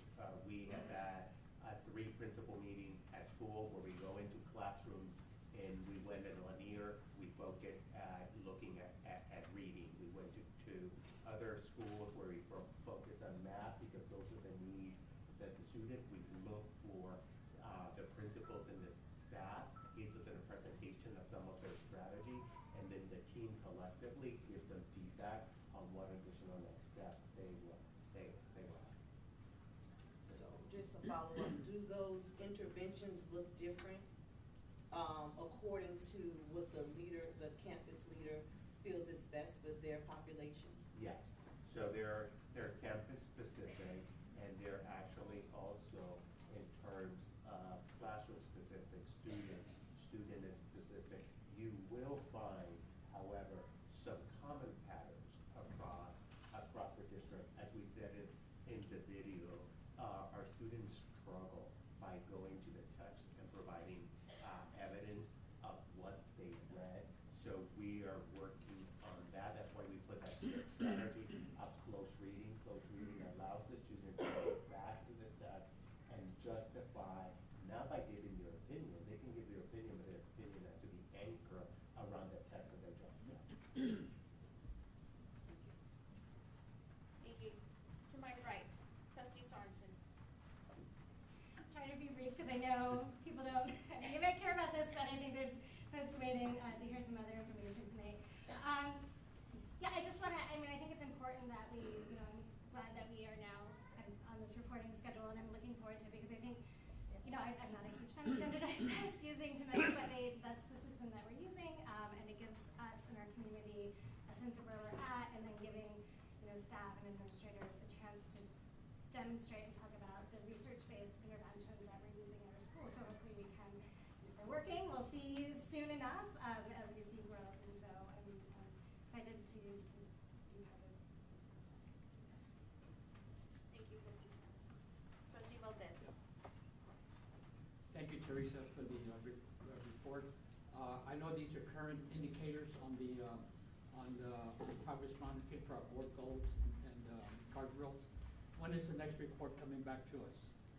Yes, the next one should be when we're doing our middle of year information, and then you'll see how that looked, where we are at that point with each one of these goals.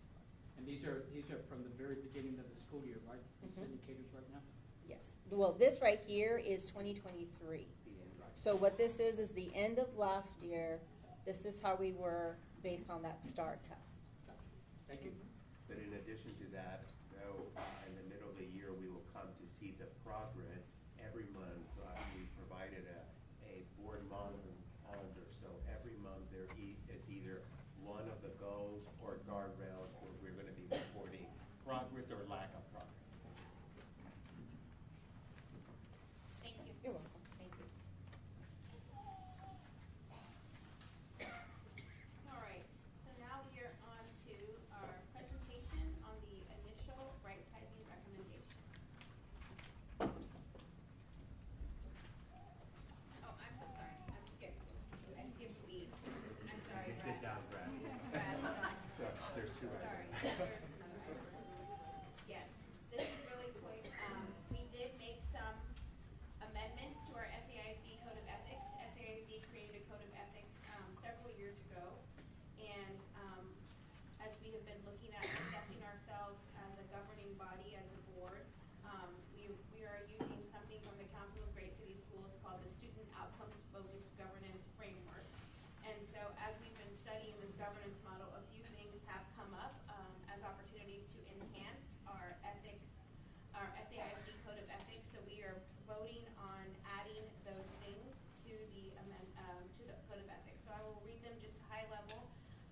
One of the things we added is that the board must annually review and sign an exhibit confirming that they have reviewed the board operating procedures. You can find those board operating procedures on our website under the board topic. We are also adding that all items from the approaching student outcomes focus column, that the board has included language in our ethics and conflicts of interest statement requiring that the board members do not give operational advice or instructions to staff members. We're also adding that we're making sure that the Code of Ethics and conflict of interest statement requires that board members are responsible for the outcomes of all students, not just the students in their single member districts or in their region of the school system. We are also adding language in our ethics and conflict of interest statement requiring that board members fully recuse themselves from matters involving individuals or organizations who make campaign contributions to our campaigns or who appoint us to other board roles or governing roles. All right, so those things have been added to our Code of Ethics, should they be approved this evening. So I am making a motion to approve the amendments to the SAIC Code of Ethics. So moved. We need a second. I'll second. Okay, we have a second. We have a motion and a second. Everyone please vote.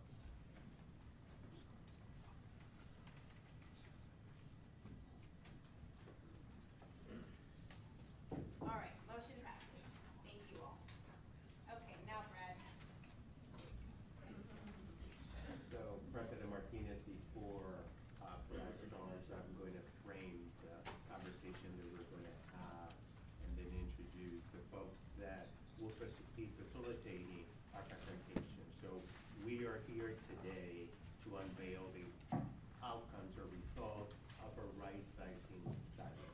What we are about to share presents our initial recommendation offer in response to the board's June 20th resolution calling for a study of school building capacity. I believe that the board resolution is and was courageous. It admits that the district needs to look into this issue long in the making, an issue that usually is put up by other boards and administration across the country. As our enrollment has decreased, we have not proportionally reduced the number of school buildings we operate. By failing to adjust the number of schools as we operate, as our enrollment decreased, we have unintentionally created systemic inequity exist today and have existed for many, many years.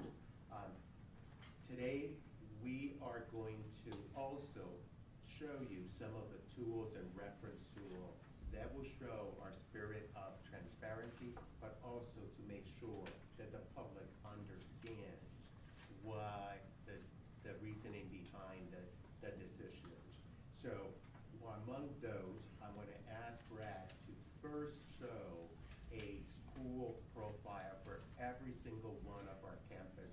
Those are already available on our website, and he'll walk you very briefly what that information so that you can understand how the decisions for this initial recommendation that we're about to present. Brad? John? There we go. So one of the two tools that we've developed is a right-sizing profile. The right-sizing profile is a tool that we've used to analyze all 98 of our campuses. You can find these profiles on our website in the right-sizing section. What you will see in these is a brief overview, analysis of how the school how the school performs on the primary criteria, first enrollment, then facility cost per pupil, then facility use, and you can see it in relation to the threshold, which we've established only recently based on community feedback. There's also some basic information, demographics, academic performance, and on choice in and choice out. And then finally, there's a summary of the criteria analysis as it applies to the school. When this right-sizing profile describes a receiving school, a school that will get additional students, it also describes the academic benefits that will follow with that increased enrollment at the school. So there's an additional field on the bottom of the second page that talks about the anticipated academic benefits. It also, on all of these, since it includes our 98 campuses, if a school met any of the primary criteria, I just want to remind that it was not the 3 criteria. Any school that met one of the primary criteria was considered, and then we used the contextual criteria. It will explain if a school that met the criteria, either 1, 2, or 3, but we're not recommending for, as part of the right-sizing, the reason why. And the reason is always attributed back to the framework in terms of contextual criteria. I also want Brad to show you, we have a dashboard. Just want to say that we have always had data on the right-sizing website readily available. They were PDF files. We have replaced them today, as right before starting this meeting, with a dashboard that Brad will walk you through. So I encourage everybody to go, and you can go to any of the schools and see the different factors that led us for it. So I meant the board, the dashboard is a more dynamic tool that allows for you to consider the district, individual campuses, and then to do some campus comparisons. It's not as detailed, and it does not have the same close examination that the right-sizing profiles do, but it does allow sort of quick access to the data. And I'm going to just quickly show you a campus report, which also has basic background, some geographic information, multiple year enrollment history, sorry, that needs to go away, by demographic groups.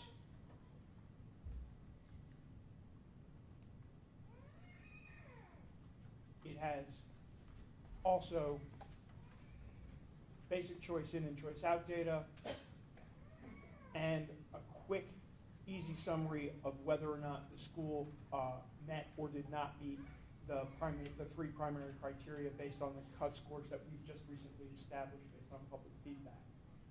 Finally, it allows for a comparison across campuses, and I'm going to show you one which allows you to compare elementary school campuses between the letters H and P, just to give you a sense of what the report looks like. And then I'll show you a second one to show how it varies. Again, you can see whether the school did not meet or met the primary criteria, but now you're comparing them. And let's just quickly look at Academy as well.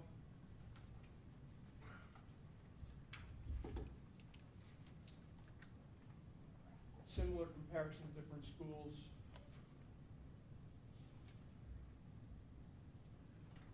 Each of these reports can be expanded so that you can see things with a full scale. Things look a lot less compressed then. And with that, I'm going to turn the mic back to you. Yeah, thank you, Brad. So those are two tools. An additional tool is an rightsizing equity report that, Brad, you want to bring it up? And we're not going to show you, but it's already on our website.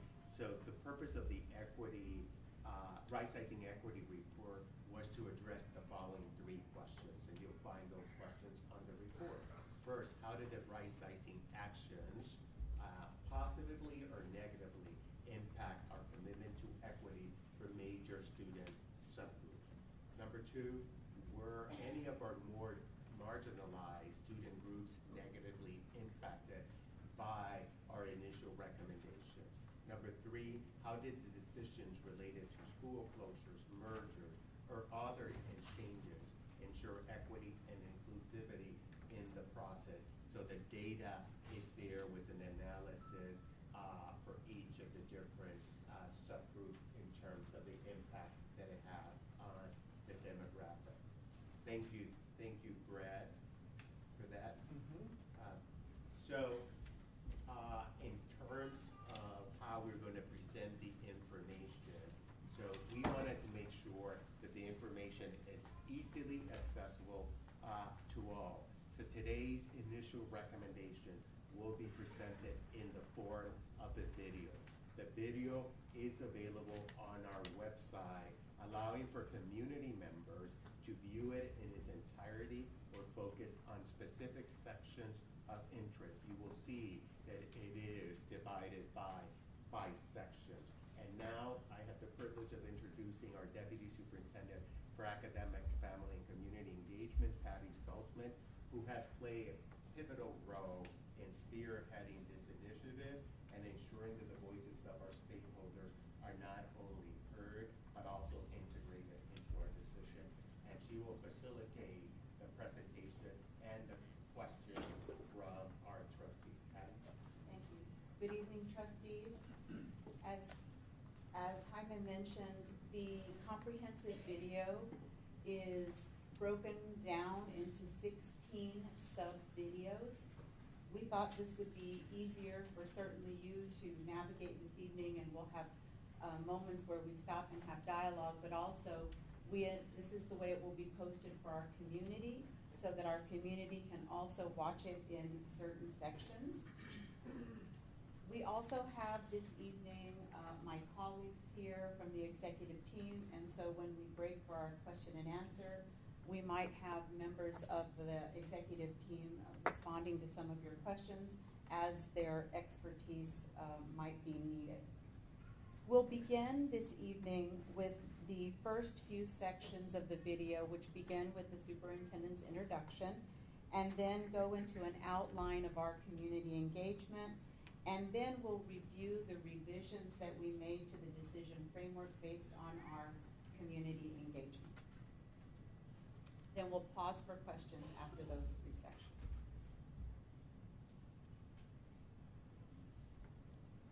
SAISD Familia, today we want to share the outcomes of our comprehensive rightsizing study. During this presentation, we aim to achieve the following objectives. First, recap the background that prompted us to initiate the rightsizing study, providing a clear understanding of the reason behind this important endeavor. Second, we will outline the community engagement process we undertook during this study. We will share the various ways in which we sought input from our valued stakeholders, ensuring their voices were heard and considered. Third, we will discuss the feedback we received of the rightsizing framework and the subsequent changes we made based on this valuable input. We recognize the importance of incorporating diverse perspectives to develop a well-rounded plan. Fourth, we will present our initial recommendation resulting from the rightsizing study. These recommendations are the culmination of extensive research, thoughtful analysis, and collaboration with our community. And finally, we will present our overall vision to ensure that we live up to our value of not leaving any school building abandoned by sharing our commitment to repurpose and revitalize any school buildings that may no longer serve as traditional educational facilities. We are confident that our presentation will showcase the diligent work undertaken by our team, as well as the positive impact the recommendation will have on our SAISD community. On June 20th of this year, the Board of Trustees made a significant decision to request the administration to conduct a comprehensive rightsizing study.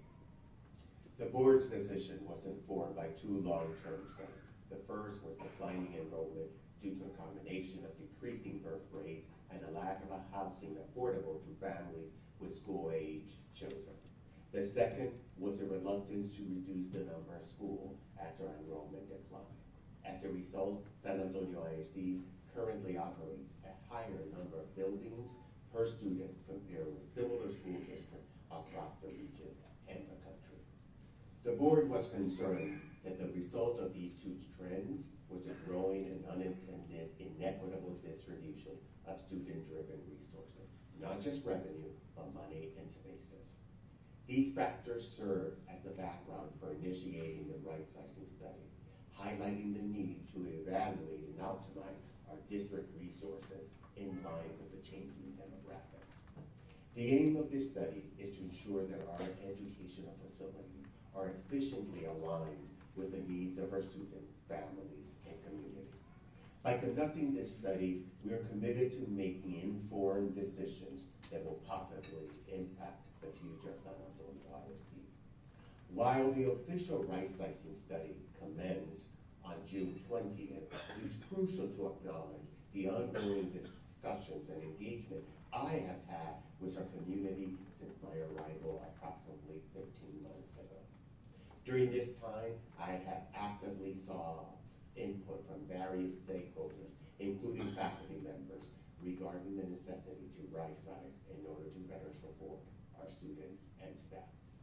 My staff and I consistently raise the topic at faculty meetings, where staff members have expressed their concern about reducing class sizes, avoiding split classes or assignments across multiple schools, and the urgent need for additional intervention support and extracurricular opportunities for our students. These discussions have played a significant role in shaping the importance of this rightsizing initiative. Furthermore, I've extended my outreach efforts to engage with our business community and other community members, emphasizing the significance of this initiative and the positive impact it will have on our district as a whole. By highlighting these ongoing conversations and engagements, we aim to underscore the collaborative nature of this rightsizing study and the genuine commitment we have towards meeting the needs of our students, staff, and our community. Please keep in mind that what follows are the staff's initial recommendations.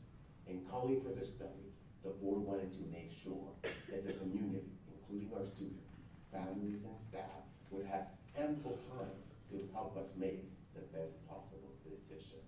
So, as we presented, we will enter into 2 months of public deliberation, which will include a round of meetings in the affected neighborhoods. During that time, we expect to make changes in order to better embrace our values and get the balance of recommendation so that they are as just and fair as we can make them.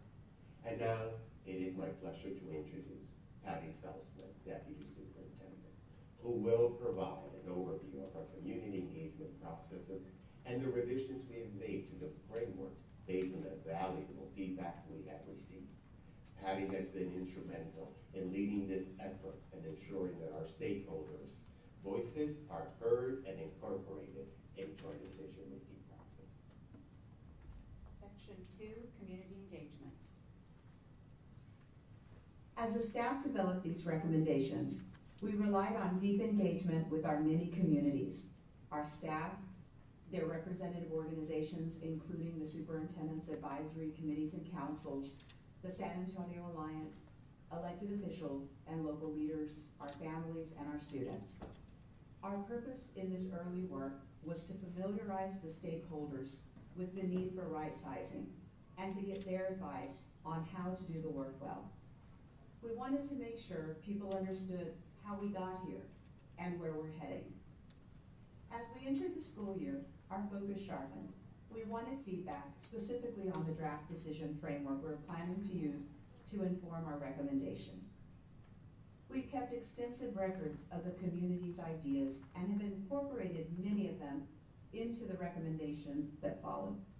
Here's a short list of the various venues in which we entered into dialogue with our stakeholders in the past months. One, as he already mentioned, Dr. Aquino, along with his staff, began forecasting the need for right-sizing at faculty meetings, in discussions with the superintendent's advisory committees, and even in the drafting of the Always Learning Strategic Management Plan. Two, we received feedback through the process of developing the profiles of our thriving students, teachers, classrooms, schools, school leaders, central office, and district. Those profiles, though not directly tied to the right-sizing work, helped inform us about community aspirations for our schools and shaped our vision for high and equitable expectations for our students, their families, and our staff, the San Antonio ISD Familia. Three, as we begin the initiative, we launched a series of design incubators, collaborative workshops conducted by our partners at Upstream Consulting, where we gathered input from stakeholder groups about what the process might involve that served to inform our strategic management plan, including our desired outcomes and the outcomes we planned and strategized to avoid. Four, in the early summer, as the board prepared and passed its resolution, we held community forums to provide a platform for open dialogue and feedback. We've held meetings with the San Antonio Alliance and our school, San Antonio, to gather their valuable feedback. During this time, we also reached out to neighborhood associations and faith-based organizations. Finally, with the beginning of the school year, we began an extensive series of community meetings focused largely on the draft right-sizing decision framework. When we're done, we will have held 2 meetings each for all 7 of our high school neighborhoods. These meetings were designed to level the playing field between district leaders and community participants, and to systematically gather as much feedback from audiences as possible. Now that we've completed all 14 meetings and have transcribed, analyzed, and summarized all of the data, we've seen the data fall into 9 categories: prioritizing students and families, committing to staff, promising exceptional programs, ensuring equity, planning for our future related to facilities and transportation, anchoring our work in our thriving profiles, incorporating community engagement and involvement, ensuring fidelity to the right-sizing process, and committing to transparent communications.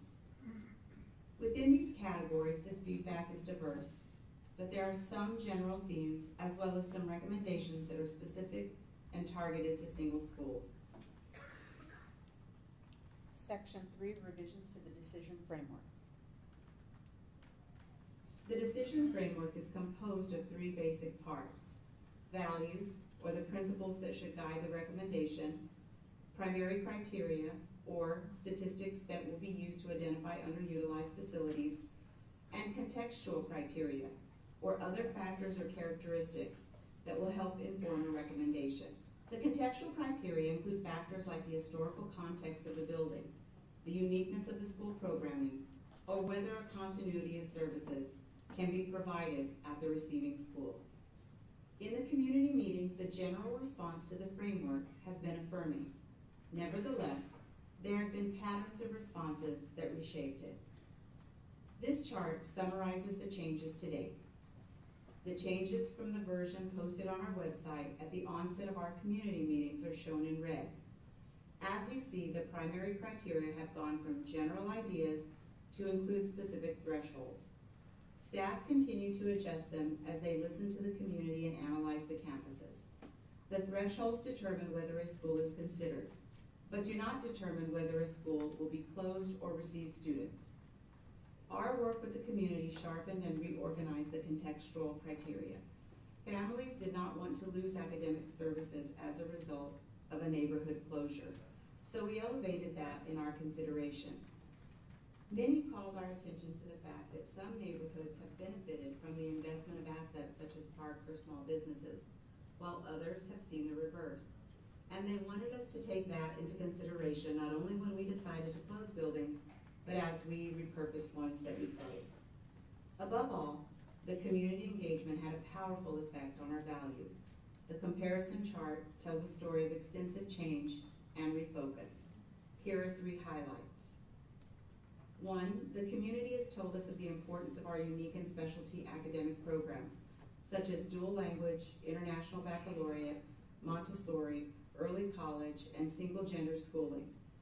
We've altered the contextual criteria so that in the event of a right-sizing decision, the district will ensure students can seamlessly continue their education without disruptions to the academic services. 2, they also wanted us to define what we meant when we said equity. We believe the definition will always be shaped by community dialogue, but we added 2 aspects of the definition to make them explicit.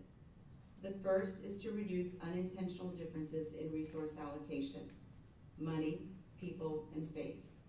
The second is to tie judgments of equity beyond material resources to fairness and justice. Finally, we've gotten mixed feedback on whether to use academic criteria to inform the right-sizing decisions. Although there have been a few proponents of closing schools using academic performance as one of the primary criteria, we've heard others argue against it. We cannot fail to recognize academic performance, but right-sizing is about achieving a more equitable distribution of academic resources. As a result of right-sizing, the remaining schools will have more people, money, and other critical resources to renew their effort to improve outcomes for students. Community feedback has done more than shape our initial recommendation. It breathes in every word of this proposal. It has shaped the way we understand our relationship to our families, our staff, and above all, our students. With this in mind, let me introduce Teresa Urabaso, Chief of Data Operations and Services. Together, we will walk through the specifics of our initial right-sizing package. We're going to pause now for questions and answers if the trustees have any questions. So if there are any questions over the first couple of presentations that we have seen, we will take those now. I'll start to my left. Any questions right now? Any questions to my right?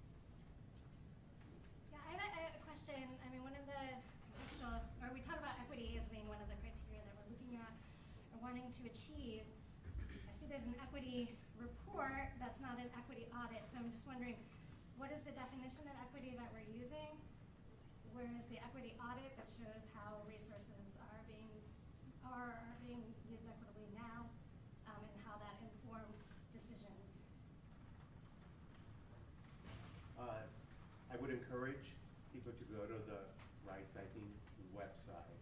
You can see the inequitable distribution of resources currently in the reality that we are today. We have schools where some schools it takes about $14,000 per student to educate, while we have others that we're allocating $6,000 per student to educate. And we have to understand that our revenue is fixed revenue. We get about $9,000 per student. So some of them are exceeding funding that we get for the state, and others are receiving less funding that what they generate from the state funding. You can also see the discrepancy in the outcomes. We have a board goal that specifically talks about our Black students. So our Black students have been performing really, really poorly. The same thing in terms of special education. We have heard from the community that they would like a librarian in every single school. So do we. But we have schools with 125, and the question that we need to ask, is it equitable in terms of our definition of equity, a school with 125 students to have a librarian at the same time that a school with 500 also have one librarian? Is it also equity in terms of having teachers with class sizes of 30 or 35 compared to class sizes of 10 and 12? And this is really tied to the enrollment side. So in the equity report that we presented to you is to make sure that we did not target any particular subgroup. As you can see in the report, actually those who are economically disadvantaged were less impacted than the average of 89% of our students who fall from that background. If I recall in the report, it is probably about, I think, 74%. And the same thing we did analyze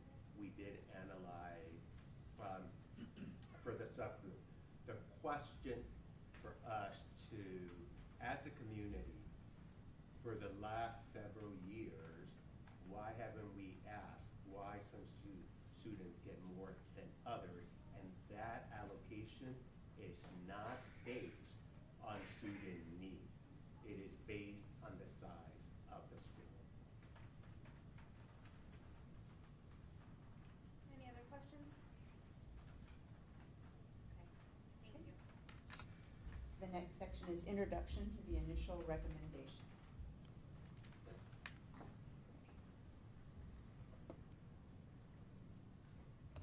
From the outset, it's crucial to emphasize that the recommendations we are about to present are preliminary. Between September 18th and November 13th, the district will be actively gathering extensive feedback from our community. During these meetings, we will listen to our community's input and insights. It's essential to stress that this feedback may lead to adjustments and refinements of the initial right-sizing recommendations we're about to present. Ultimately, these refined recommendations will be presented to the Board of Trustees for final approval on November 13th. Next section, the types of We are a decisions. district of many diverse and historic neighborhoods. Some are smaller, just a few blocks in area. Some, like our east and west sides, are regions composed of many smaller communities, knit together by place and shared heritage. And as we know, they shape us as people and families. Our comprehensive high schools within each single-member district form a special kind of neighborhood in San Antonio. They've been here for generations. Sometimes our children walk the same halls and cheer for the same team as their grandparents did. For these important reasons, we decided not to make any right-sizing recommendation that affects the comprehensive high school. Rather, we've done our best to create a sustainable balance of academic choices and services, serving students in grades pre-K through 8 for each high school neighborhood within each trustee member district. Our recommendations reflect the hard work of creating that new equilibrium within that basic limit. The decision framework isn't a machine that spits out decisions. Rather, it's a tool that we can use to assess a neighborhood's schools with the aim of getting a better balance of resources for our students, families, and staff. No matter how well balanced a neighborhood recommendation may be, Some hearing it for the first time will feel heartbreak or disappointment. Others, relief or even excitement that comes with new educational opportunities. It is our hope that in offering this package of recommendations, all of our school neighborhoods, and with them, their students, families, and staff will be more likely to thrive. Before we summarize the first high school neighborhood, Teresa will summarize the 6 types of decisions we're recommending. When she's done, I will set out the broad systemic benefits that will come from right-sizing. From there, the 2 of us will take turns briefly summarizing the changes in each high school neighborhood. The general benefits of right-sizing. The 6 kinds of decisions include closing a school, identifying receiving schools, and recommending school mergers, redesign, relocations, and co-locations. The most substantial decision we are recommending is to close a school. Decisions to close a school will result in those students moving to a school recommended as suitable for receiving students. We are recommending that San Antonio ISD close 19 schools, 17 for the 24-25 school year, and 2 more in the 25-26 school year. The 2 delayed closings scheduled for 25-26 are due to facility renovations to the receiving school that are being made using bond money. Whenever we recommend a school closing, we also recommend it by identifying 1 or more receiving schools or schools with newly configured attendance areas that encompass all or part of the attendance area of the closing school. As a result of all recommended right-sizing scenarios, 23 campuses will receive more students. In addition, we are recommending 3 mergers, or cases where students will attend a single school located on 2 nearby campuses under a single administration. In all 3 cases, the mergers establish a more fully developed pre-K-8 academy that will serve as a robust pathway to the neighborhood high school. We are recommending that we redesign the grade configurations of 2 schools, in all cases scaling back pre-K-8 academies or a pre-K-6 school into traditional pre-K-5 elementary schools. We are recommending that 1 school move to a larger facility, vacated by a closure. This move will permit growth by making room for families on the school's waiting list. Finally, we recommend that 1 school co-locate with another school to more fully use a facility. I'll come back to this summary again after we have gone through the 7 high school neighborhoods. Patty will now lay out what we think the general benefits of right-sizing will be.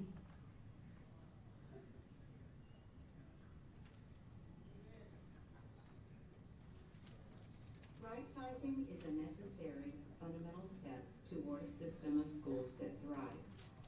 Put simply, right-sizing will allow San Antonio ISD to reorganize its resources, money, people, school space, and so on, so they are better directed toward the needs of students, families, and staff, and away from maintaining expensive, underused school buildings.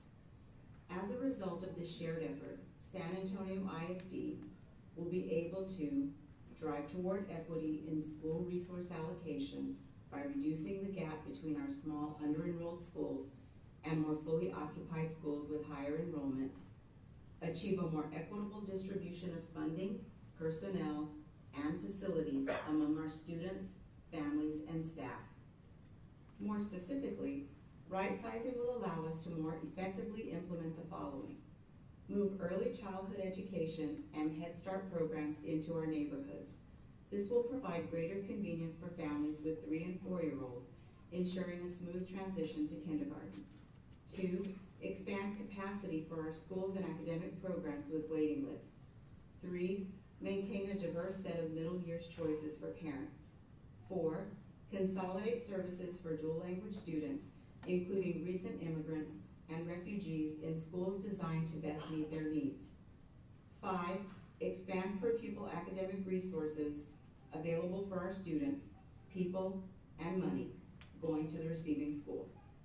As a result, students may benefit from additional fine arts and music offerings for students, or additional resource teachers for students who need extra support.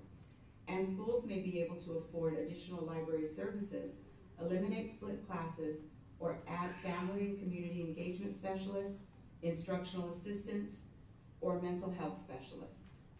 6, get closer to our ideal of offering a full continuum of services for students served in special education in every school.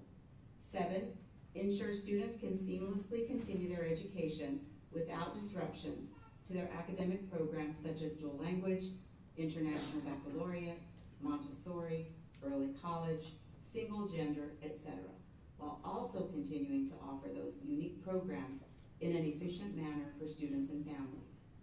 8, when possible, fully occupy buildings that are closer to our vision of a thriving school. 9, optimize the use of available school space, especially in grades pre-K through 5.